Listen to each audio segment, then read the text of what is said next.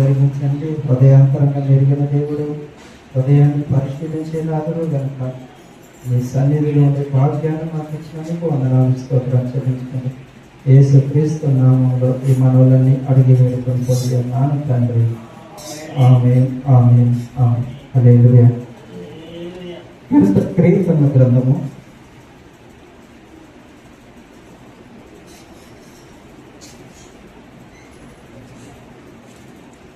89వ కీర్తన.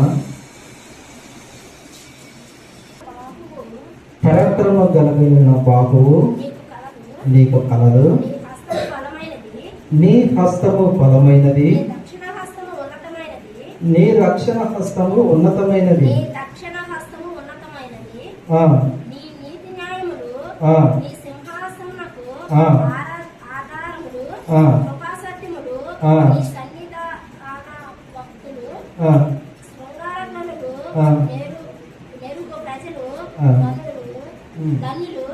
యెహోవాని ముఖకాంతి చూసి వారు నడుచుకొనుచున్నారు.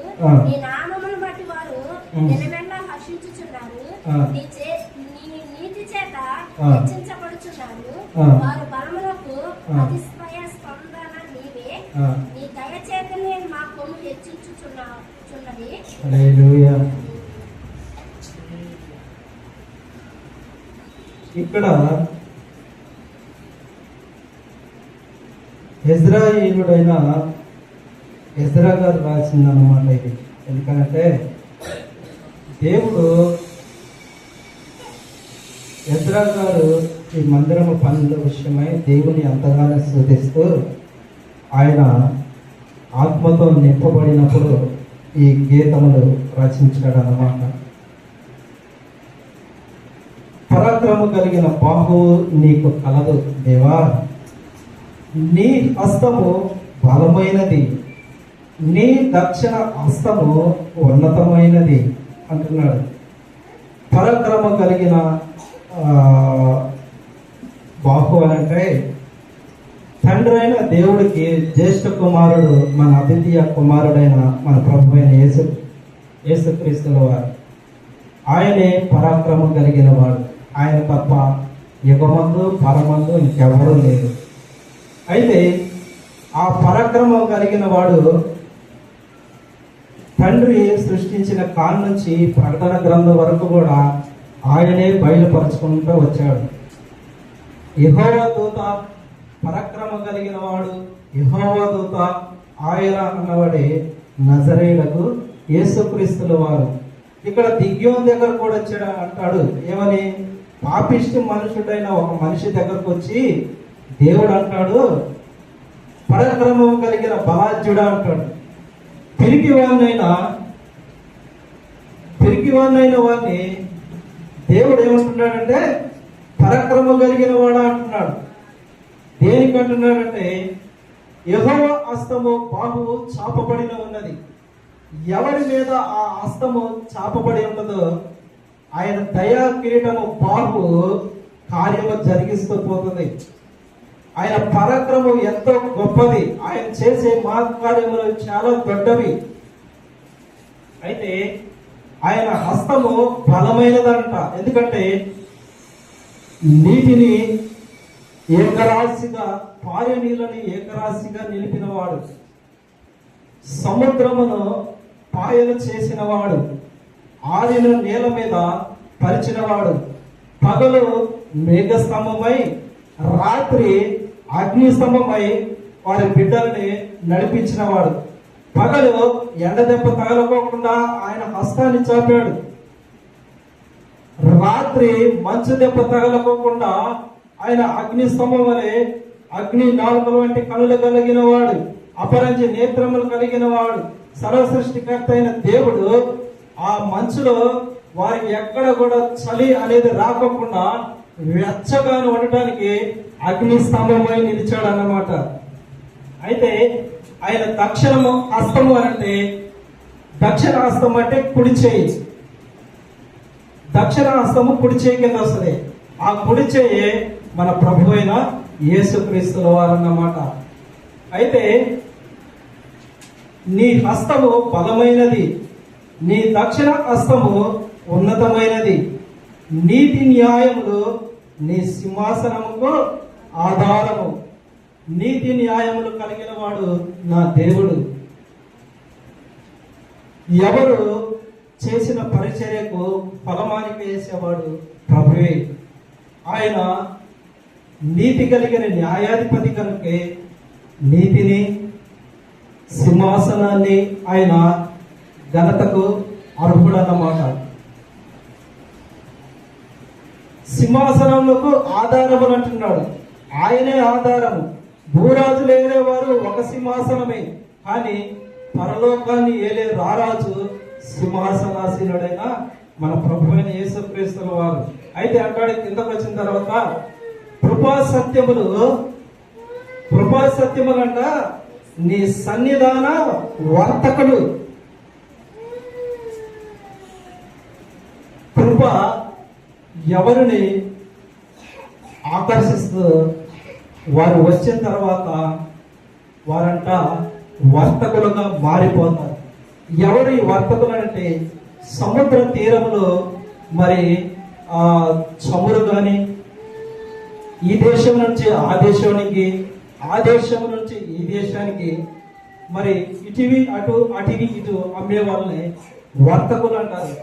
అయితే ప్రకటన గ్రంథంలో కూడా ఇదిగో నీలో ఉన్న వర్తకులందరూ నిన్ను చూసి రొమ్ము కొట్టుకుంటారని ప్రకటన గ్రంథంలో ఉంది.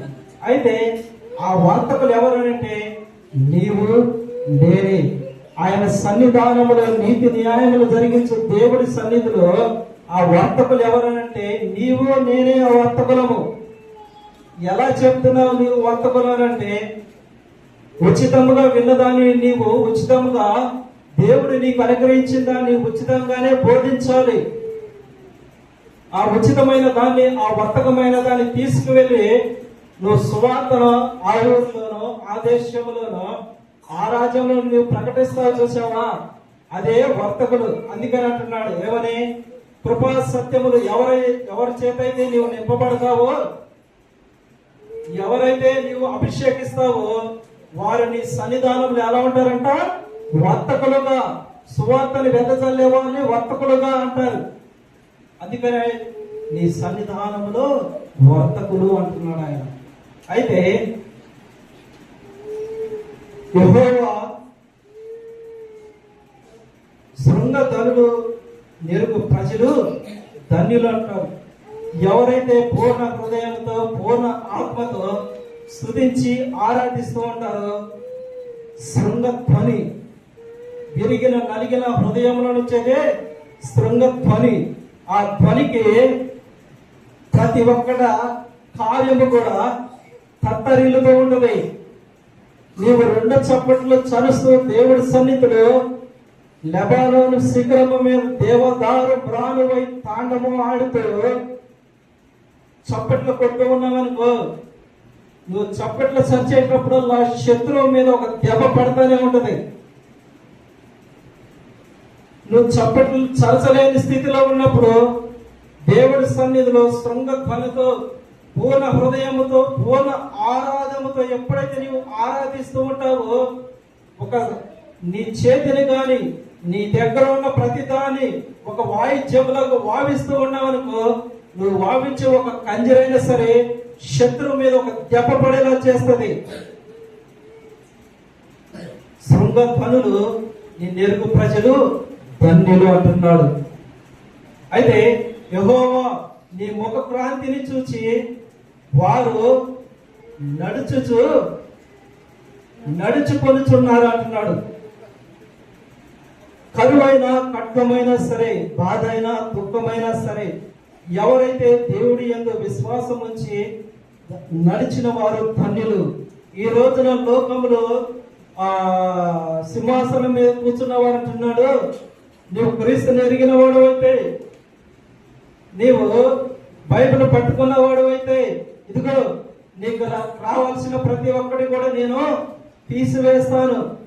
నీకు కావలసిన నీ కులానికి కావలసిన ప్రతి ఒక్కటి కూడా, నీకు ఏదైతే గవర్నమెంట్ సంబంధించిన అన్ని కూడా ఏదైతే వస్తాయో అవి మొత్తం తీసివేస్తానని ఒక చట్టం తీసుకొచ్చారు కూడా. అయితే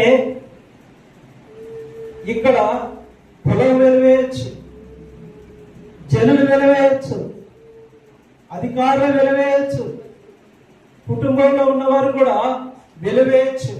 ఆఖరికి నీ మూలన నా కుటుంబానికి 2-3 ఉండ, ఆ బిడ్డలు నీ మూలన ఇంకా నా పిల్లలకు రావట్లేదురా, నీకు నాకు ఎటువంటి సంబంధం లేదని తల్లిదండ్రులు మెడ పట్టుకొని గెంట వేసే రోజులు కూడా రాబోతున్నాయి. అదన్నీ కూడా వెనుకున్నవి మరిచి సృష్టికర్త అయిన దేవుణ్ణి తెలుసుకొని ఆయన నీతి న్యాయములు జరిగించేవాడు, ఆయన ముఖాన్ని చూస్తూ నడుచుకొని పోయేవారంట. ఆయనని కొనియాడుతూ స్తుతిస్తూ ఆరాధిస్తూ మహిమపరుస్తుంటాడు. ఈ లోకంలో నీవు సర్వము కోల్పోవచ్చు, సర్వాధికారైన నా దేవుడు నీ పక్షము నుండే చాలు. ఈ రోజున నీవు మొత్తము నీకు చేతికి అందించిన పంట కానీ నీవు సమస్తము కలిగి ఉన్నది ఏదైనా కోల్పోయినా యోబు గారికి 2 ఆశీర్వాదం ఇచ్చినట్లుగా సర్వోన్నతుడైన నా ప్రభు అయిన యేసుక్రీస్తుల వారు తండ్రి సింహాసనం మీద ఆయన సింహాసనం మీద నిన్ను కూర్చోబెట్టి అన్ని జనులకు తీర్పు తీర్చే కృపను, దండమును, అధికారమును, కిరీటమును, వేకు చుక్కను, వెలుగును, మహిమ వస్త్రమును, దీన వస్త్రమును, తెల్లటి వస్త్రమును నీకు నాకు ఇస్తాడు. హల్లెలూయా. అయితే నీ నామమును బట్టి వారు దినమెల్లా హర్షించుచున్నారు, నీ నీతి చేత హెచ్చించబడుతున్నారు. చూడండి, ఒక మనిషి వెలివేయచ్చు, ప్రపంచం వెలివేయచ్చు, సమస్తమును వెలివేసిన వారిలో నుంచి ఎక్కడ హీన దశలో నుంచి దేవుడు పెట్టకొప్ప మీద నుంచి దీనులను లేవనెత్తి వారి కొమ్ముని హెచ్చించే దేవుడు. ప్రపంచంలో నువ్వు హెచ్చించబడకపోవచ్చు, నాకైతే తెలియదు, కానీ నా దేవుడి సన్నిధిలో దివారాత్రములు నీవు ఉన్నావనుకో అంటాడు కదా యాకోబు పత్రికలో. ఇదిగో ఈ లోకంలో ధన సమృద్ధి ఉన్న వారితో మీరు ధనవంతులు అనుకోవచ్చు, కానీ ఆత్మీయ జీవితంలో ఎవరైతే దీన స్థితిలో ఉన్నవారు పరలోక రాజ్యములో వారిని ధనవంతులుగా ఎంచుతాడు దేవుడు అంటున్నాడు. మత్తయి లోకాల్లో కూడా అంటాడు ఏమని, ఇదిగో ఎవరైతే విరిగి నలిగిన హృదయం కలిగిన వారై ఉంటారో యోహాను కంటే, బాప్తిసం యోహాను గారి కంటే అల్పుడైన వాడు గొప్పవాడు అంటున్నాడు. ఎవరి అల్పుడు? నీవు నేనే. ఈ అల్పులమే రేపు మహాగణులుగా అక్కడ కూర్చోబెడతాడు నా ప్రభు. హల్లెలూయా. అయితే వారు ఫలములకు అతిశయాస్పదము నీవే, నీ దయచేతనే మా కొమ్ము హెచ్చించబడుతున్నవి. సాతానుడు అంతకంతకి దేవుని బిడ్డలను అణిచివేయాలని చూస్తూ ఉంటాడు. అనగార్చాలి, వీళ్ళని కరువుతో వెళ్ళి అనగార్చాలి, మనుషులతో వెళ్ళి అనగార్చాలి, అనేకమైన మాటలతో వీళ్ళని అనగార్చాలని ఉద్దేశించినా కూడా దేవుడు నానాటికి అనుదిన ఆహారాన్ని ఎలాగ దయచేశాడు సర్వోన్నతుడైన ప్రభు. ఆయన నీకు నీ కొమ్మును నా కొమ్మును దేవుడు దినదినము హెచ్చిస్తూనే ఉంటాడు. అందుకే కదా నీతి కలిగిన న్యాయాధిపతి అయిన దేవుడు ఆ దివి నుండి భూమికి దిగి వచ్చి ఆయన కృపతోనూ మహిమతోనూ నింపుతున్నాడు మనల్ని. అల్పులము, దేనికి పనికిరాని వారము, ఎన్నిక లేని వారమైన నీవు నేను కూడా ఆయన సన్నిధిలో వర్తకులములాగా, కొమ్ము హెచ్చించబడిన వారులాగా, దీనుములాగా ఆయన ముఖ క్రాంతి చేసుకుంటూ ఎన్ని బాధలు వచ్చినా సరే ఆయన ముఖం వైపు చూసుకుంటూ వెళ్ళిపోతూ ఉంటాం. జకరియా గ్రంథము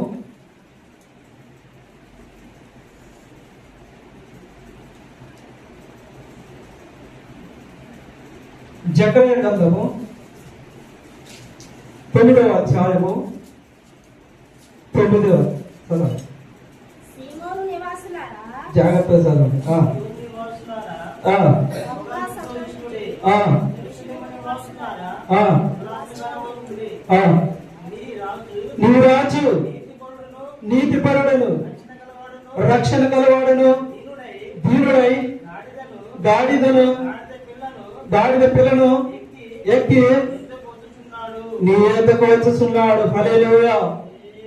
సియోను నివాసులారా, మందిరంలో కూర్చున్న జనులారా, చూస్తున్న జనులారా, ఇదిగో నీ రాజు పారావాహ్యుడై సియోను పురవాసి అయి యెరూషలేము నివాసులు ఉన్నవారు సంతోషించండి. దుఃఖముతో ఉన్న జనులారా సంతోషించుడి. దేనికయ్యా సంతోషం? మా బ్రతుకులో ఏమున్నదనయ్యా సంతోషించమంటున్నా? సర్వము కోల్పోతుంది కదా, మనుషుల చేత తుల్లీకరించబడిన వారము కదా, ఇదిగో బయలు పట్టుకొని నీచులుగా ఎంచబడుతున్నాము కదా, ప్రభుత్వాల నుండి అధికారుల నుంచి ఆఖరికి గర్భాన పుట్టిన తల్లిదండ్రుల నుంచి కూడా మేము తృణీకరించబడుతున్నాము కదా. మా బ్రతుకులో ఎందుకు ఎంత దీన స్థితి ఉన్నది అని అనుకుంటూ ఉంటే దేవుడు అంటున్నాడు, ఏమని? సియోను నివాసులారా బహుగా సంతోషించుడి, యెరూషలేము నివాసులారా ఉల్లాసముగా ఉండుడి. నీ రాజు నీతి పరుడు వలె వస్తాడు, రక్షణ కలిగిన వాడై దీనుడై గాడిద మీద పిల్లని ఎక్కి వస్తున్నాడు అంటున్నాడు. ఆయన ప్రపంచంలో అన్నింటికి ఘనత ఉన్నది, కానీ ఆఖరికి మూడింటికి మాత్రం ఘనత అనేది లేదు. ఆ మూడేంటో తెలుసా? ఘనత లేని దాన్ని ఘనతగా ఇచ్చే దేవుడు నా ప్రభు. ఒకటి తుమ్మ చెట్టు ఎక్కడ పడితే అక్కడే ఉన్నది, దానికి ఘనత ఉండదు. దాని నుంచి వచ్చే ఆ గమ్ము ఉంటుంది చూసారా, ఆ గమ్ము పుస్తకాలు అతికించుకోవడానికి పనికి వస్తుంది, లేదా పొయ్యిలోకి పనికి వస్తుంది, లేదంటే ఏదైనా చిన్న చిన్న చెక్కలుగా చేసుకొని అతుకులు వేసుకోవడానికి పనికి వస్తుంది. పాత నిబంధనలో యెహోవా నిబంధన మందసము చేసిందే ఆ తొమ్మ కర్ర చెక్క. హల్లెలూయా. పనికి దానిని సర్వలోకనాథుడైన యెహోవా నిబంధన మందసముగా పొదిగాడు. దానిని కరుణాపీఠముగా బంగారం అతికిచ్చాడు. దాని మీద కెరూబులు పెట్టించాడు. అతి పరిశుద్ధ స్థలంలో దాన్ని ఉన్నింప చేశాను. ఆ కరుణాపీఠమే, ఆ బంగారమే నిన్ను కౌగిలించుకొని ఎత్తుకొని ముద్దాడే నా ప్రభు అయిన యేసుక్రీస్తుల వారు. హల్లెలూయా. రెండవది గాడిద. ఈ గాడిదని ఇటు నుంచి అటు తీసుకెళ్ళటానికి, అటు నుంచి ఇటు తీసుకువెళ్ళటానికి వర్తకులలాగా ఒక దాన్ని ఏమంటారంటే బరువులు మోయటానికి ఉపయోగిస్తారు. ఇక్కడ సాక్షాత్తు నా ప్రభు, నా లోకరక్షకుడైన నా ప్రభువును మోసుకొని వచ్చింది ఈ గాడిద. గాడిద స్వభావం మనిషిది. ఎందుకో తెలుసా? ఉన్న దశలో ఉన్నప్పుడు అహంకారముగా మిడిసి పడుతుంది, లేనప్పుడు దీన దశలో ఉండి దాని స్వభావం చేసుకుంటూ వెళ్ళిపోతుంది. మూడవది మనిషి స్వభావం. ఎప్పుడు ఎవరు కూడా ఈ హృదయంలోనికి వచ్చి చూడలేదు. ప్రపంచ దేశాల్లో దేవుళ్ళు అనేవారు ఎంతో మంది ఉన్నారు, కానీ సర్వశక్తుడైన దేవుడు, నీ దేహమే నా ఆలయమై ఉన్నది, దానిలో నేను నివసించబోతున్నాను, నీ దేహము నా ఆలయము, నీ దేహాన్ని పరిశుద్ధపరచుకోవాలి, నిత్యము నీవు నన్ను స్తుతించాలి. ఇదిగో నేను నీ దగ్గరకి గాడిద మీద ఎక్కువస్తాను, నేను నీతిపరుడను, నేను నీతి కలిగిన న్యాయాధిపతిని కనుక నా మార్గంలోనే నేను నిన్ను నడిపిస్తాను. కుడికి ఎడమకు తిరగకోకుండా కరువైన కట్టమైన క్షామమైన తెగులైన ఏది వలన సరే నీ చేతిని పాప విషయంలోను నీ హృదయమును మరి కుళ్ళుపోతూ హృదయంలోను కాకుండా దాన్ని అణుచుకొని నీవు నా మార్గము సత్యమైన మార్గములని నడవాలని, ఇదిగో నేనే సత్యవంతుడునై వస్తున్నాను, నేనే నీతిపరుడనే వస్తున్నాడు, రక్షణ కలుగజేస్తాను. తండ్రి అయిన దేవుని చిత్తమును నేను నెరవేర్చడానికి భూమి ఎందుకు వస్తున్నాను, రక్తమును ప్రోక్షిస్తాను, ఆఖరి రక్త పొట్టు కూడా మనిషి కొరకు చిందించబోతున్నాను. ఆ చిందించి నీ కొరకే రక్షణగా నేను భిక్షమై వేస్తున్నాను. ఈ రోజున జనులలో నీకు ఏది దొరకపోవచ్చు కానీ నా దేవుడు మాత్రం రక్షణ నీకు భిక్షగా పడేశాడు. అడుక్కునేవాడికి నువ్వు 10 రూపాయలు ఇస్తావు, దండాలు తల్లి అంటాడు. కానీ సర్వశక్తుడైన నా ప్రభు నీకు రక్షణనే భిక్షగా నీకు వేశాడన్నమాట. హల్లెలూయా.